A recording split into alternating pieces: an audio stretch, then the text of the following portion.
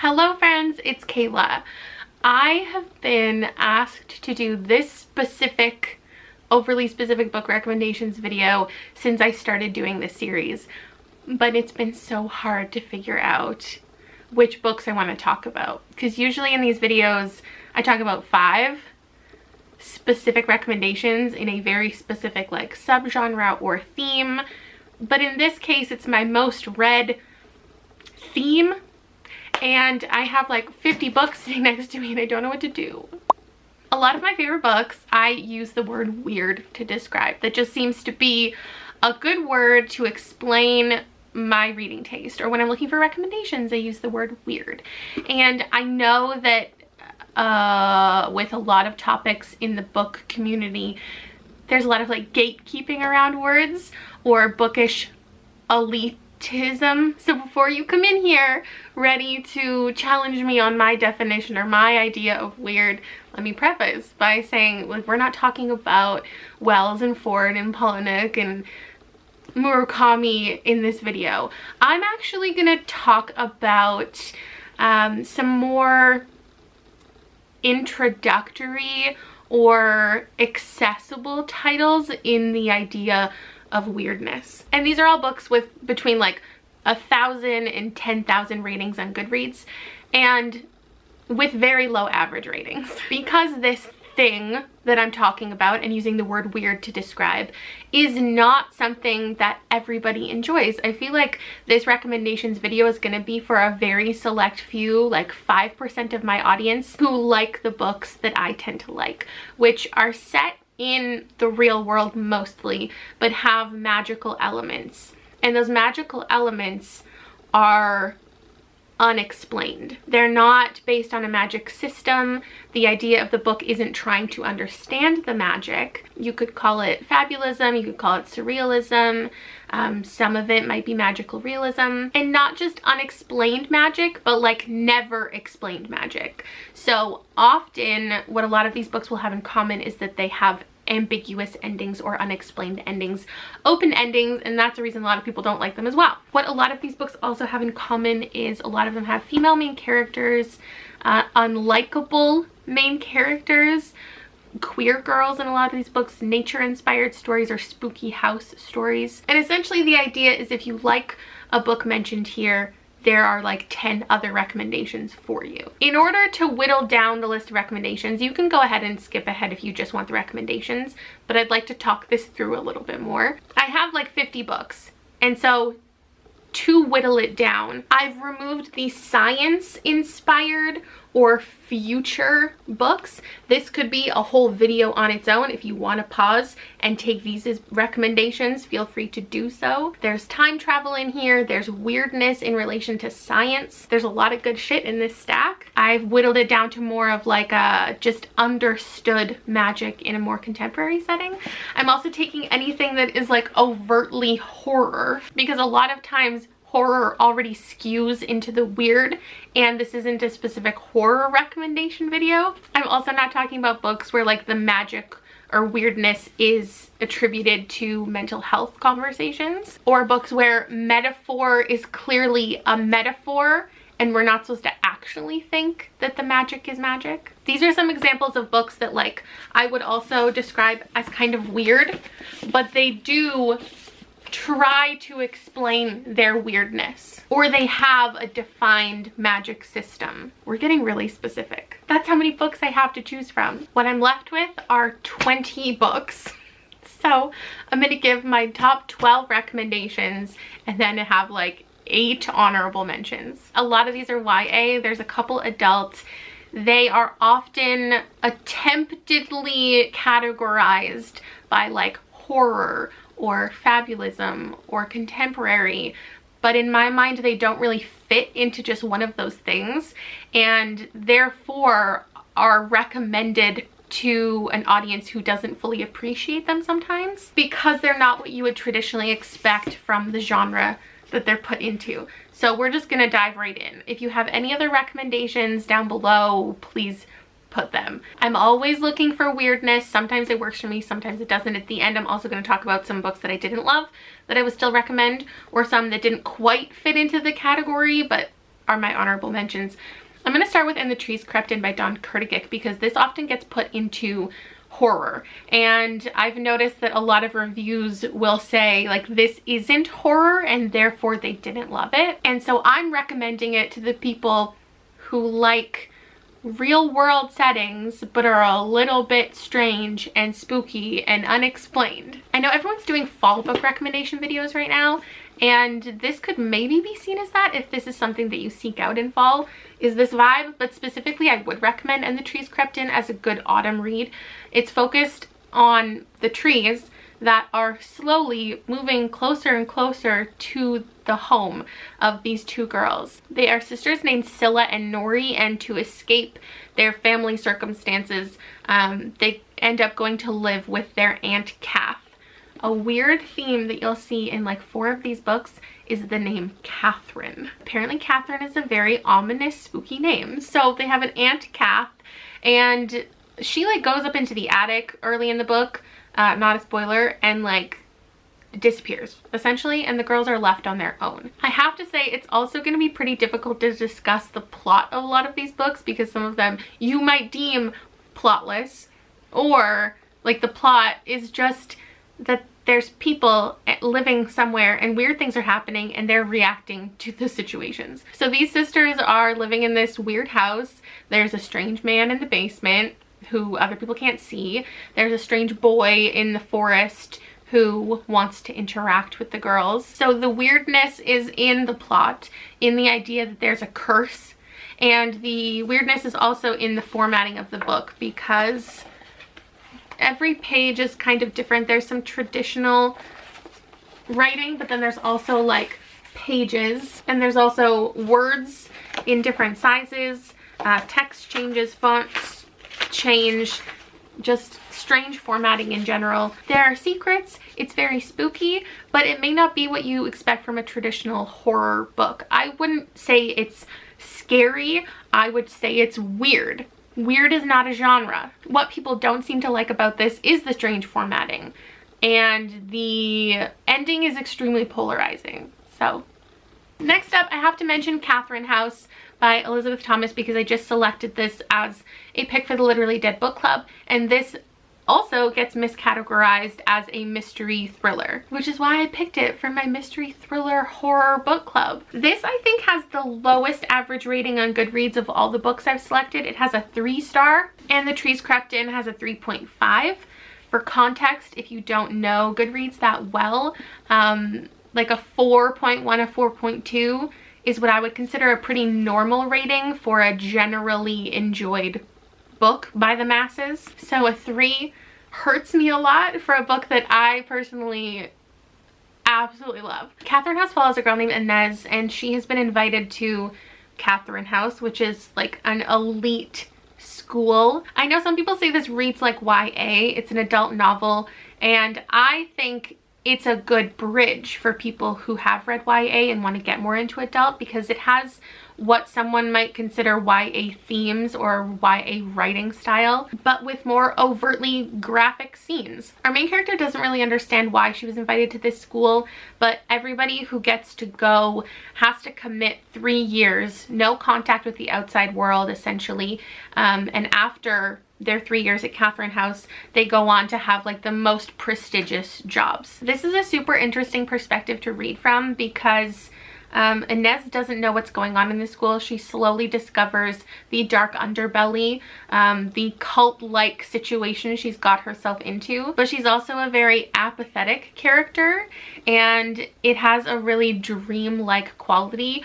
It's a frustrating read, which is something that I enjoy, not understanding what's going on. The main character doesn't understand what's going on, and every single scene ends with a feeling of like, but what's the actual situation? And it continues to be unsatisfying throughout the entire book, which I know most people won't understand my love for. There are some mysteries in here, but overall it's just a weird book that spans multiple genres, which is why I think it's hard for it to find its true audience. I have to mention Bunny next, because I do think that if you read Catherine House and you're looking for something that goes a little bit further, maybe a little more explanation, a little more weirdness, a little more darkness, but a similar theme like Bunny is for you. This is by Mona Awad. It has a 3.5 average rating on Goodreads, which isn't terrible.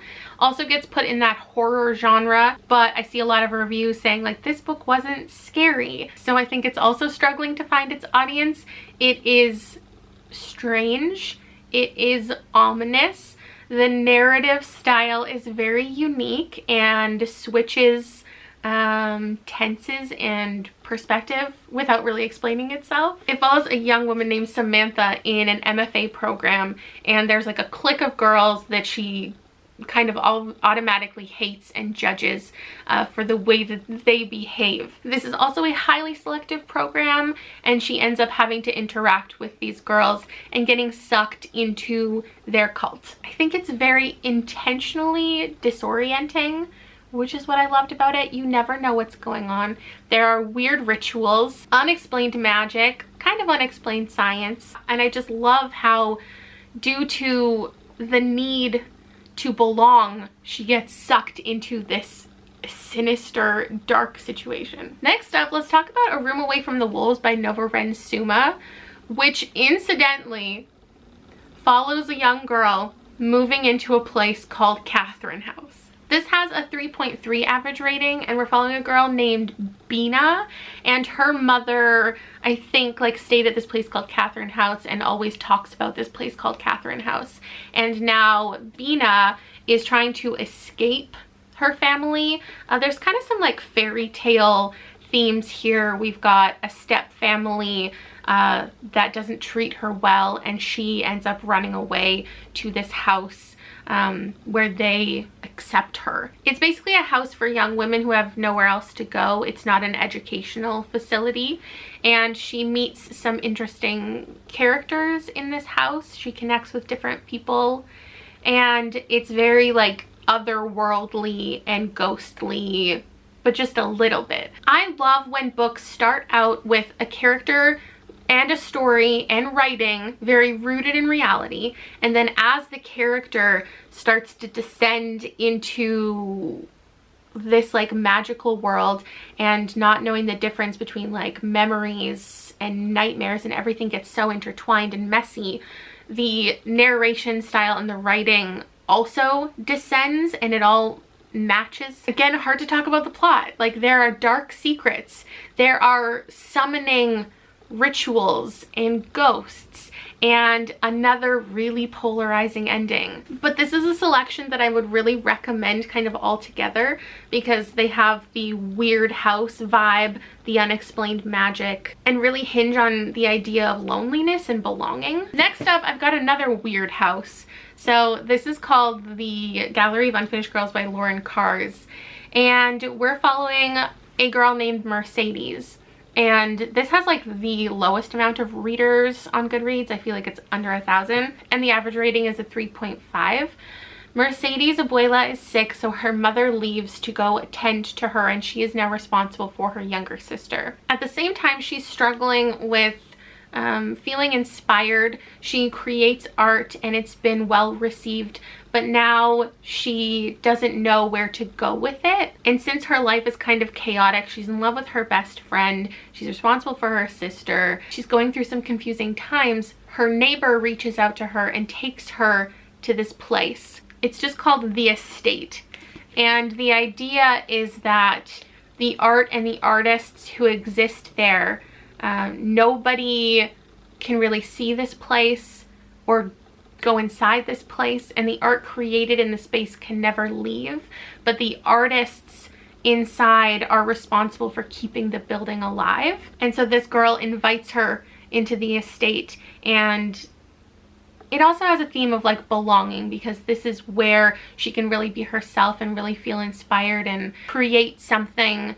that she's proud of and focus on her passion. Of all the books, this is one of the least magical. Like, there's just a little bit of unexplained magic. There's a lot of like hardship, just contemporary coming of age vibes, but I really liked the subtle magic in here. Okay, the last kind of house focused book is called In the House in the Dark of the Woods by Laird Hunt, and the house in this tiny short story that feels like a fable. The house isn't the only place where the magic exists, but the house is the catalyst for what this woman experiences. This has a 3.3 average rating on Goodreads, and people in their negative reviews will say things like it was plotless, again, or it was meandering, or it made no sense. Also that it contradicts itself, which I guess just aren't things that bother me. They're things that I like, I guess. If you get it, you get it. This is also a cyclical book. It's very strange in that you could probably spend a week after reading this just thinking about what just happened, and if you're understanding properly what just happened. So we are in colonial America, where witchcraft is a huge point of contention, and there's a woman who seemingly like abandons her family, but nobody really knows. Did she run away? Is she lost in the woods? Did somebody kidnap her? And she's just meandering through the forest trying to collect berries for her family when she comes upon another woman in the woods. From there, the weirdness is abundant. There are wells full of the screams of men. There are almost human wolves, and there's a living ship made of human bones. It's a story of redemption, of pain, of loss, and it's super fucking weird. Since we're talking about like fables and fairy tale type vibes, I want to talk about Blanca y Roja by Anna Marie McLemore. This would be probably the most magical of all of these stories. It's still set in the real world, but I think magic is much more accepted in this family. So it's like Snow White and Rose Red and Swan Lake inspired. And basically we're following two sisters. We're also reading the perspective from two different boys, so there's plenty of perspectives in here. And essentially in this family there's a curse that has to do with swans, and at some point in their lives these sisters will have to battle. One of them will be chosen to become a swan. This has a 3.8 on Goodreads, which is still not like incredible and what I think it deserves, but definitely like the most probably widely accepted of the idea of like real life mixed with weirdness. The weirdness has to do obviously with what I just described, like swans, but I think just like the idea of transformative magic in general is the weirdness. There is more than just the swans. There's also bears. I also really enjoyed how that transformative magic was used and reflected in the conversations about gender and disability in this book. I would also say this probably has the least lyrical writing of an Anna Marie McLemore. So if you haven't picked up their books before or not enjoyed their books before based on that, again, this one is more like probably easy to get into if you're used to reading contemporary on its own or like high fantasy. I think lots of different readers could enjoy this. On the topic of well-received books, this one I think has the highest rating of all of the books I'm talking about. This is A Million Dunes by Emily Henry, and it has just under a 4. So this is Shakespeare-inspired Romeo and Juliet. We're following two dueling families, the O'Donnells and the Angerts, and these two characters, a boy and a girl from each respective family, have this like forbidden romance. They're not supposed to be together, but they don't really understand why the families hate each other. Saul has also been gone for the last like 3 years, and so when he comes back, him and June, this is their time to connect. It's probably the most romance heavy book of all of my recommendations. A lot of these books have absolutely no romance at all, which is probably why I gravitate towards them. But I do love a good forbidden, like, enemies to lovers romance. The weirdness involved has to do with this curse that's affecting their bloodlines. There are ghosts, there's conversations of hauntings, there's this idea of the veil between the living and dead. And again, the actual plot is hard to describe. It's them finding out what's happening with their families while wanting to be together, but not having all of the information about the magical world around them. I thought this was incredible. It's got just the right amount of real world stuff, but then the weird scenes get really weird. Next up, one of the lowest average ratings of this video is You Must Not Miss by Katrina Leno. Side note, I always think it's so interesting to see how these books get marketed, like how their covers get designed, because when you look at a book and it's a contemporary, like a contemporary has a certain look to it, a fantasy has a certain look to it, but this mesh of two things, it's so difficult to convey that on a cover. So this actually recently got like a cover change. This is an arc that I read in the original cover, which I don't think depicts it perfectly. This is the new cover, which is definitely weirder. My copy is supposed to come in the mail today, but I didn't want to wait to film this video, but it's beautiful, and I'll probably post it on Instagram today once it does arrive. But this has a 3.3 on Goodreads. It's about... Ooh, this one's hard to explain. Okay, so we've got like some traditional hard-hitting, intense contemporary themes. We're following a girl named Magpie, already a little weird, and she is going through a lot of terrible stuff. There's a big focus and commentary on rape culture in this book.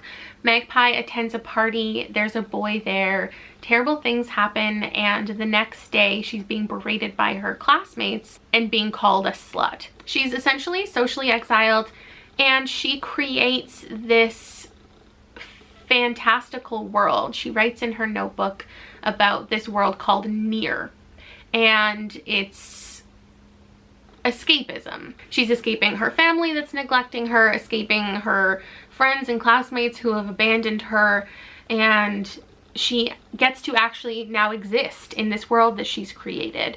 And she finds that she can also enact revenge without repercussions of the real world. So it turns out to be a pretty bizarre like revenge fantasy, and I kind of think it could have gone even darker, but it is pretty like weird and intense. And like I said, a lot of the reviews for this are like, this didn't make sense and I hate the main character.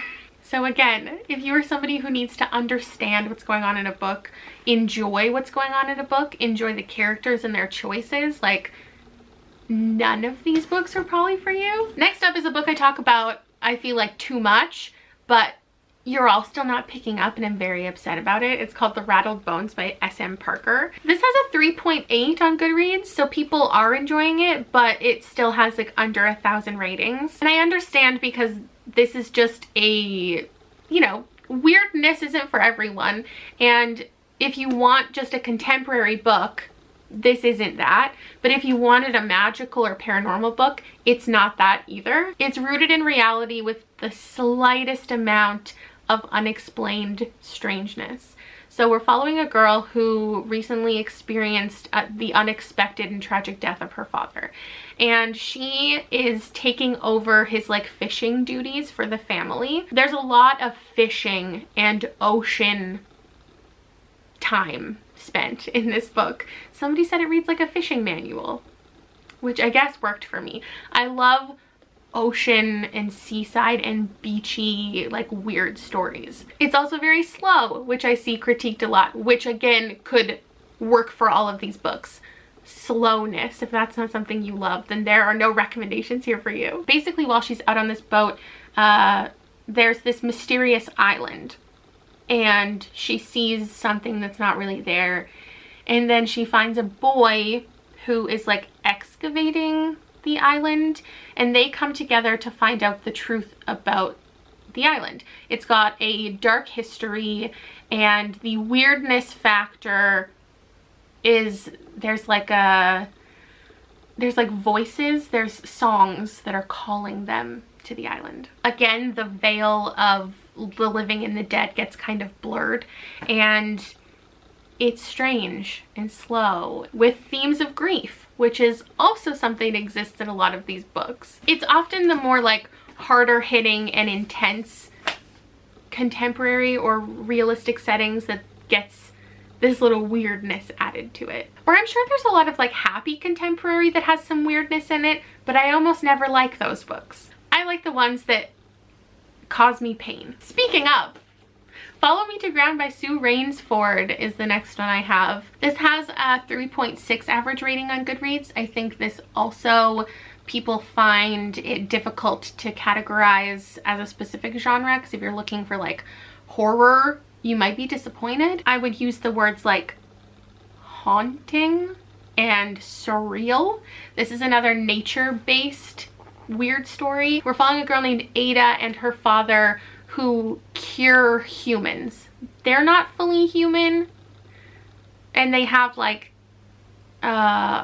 powers, kind of. They can look inside the body, like tear apart the body, like metaphorically, kind of. Is it real? What does it actually look like? They also like bury people in their yard as part of the healing process, sometimes for many months. The actual plot of this book takes off when Ada gets involved with a boy in town named Samson.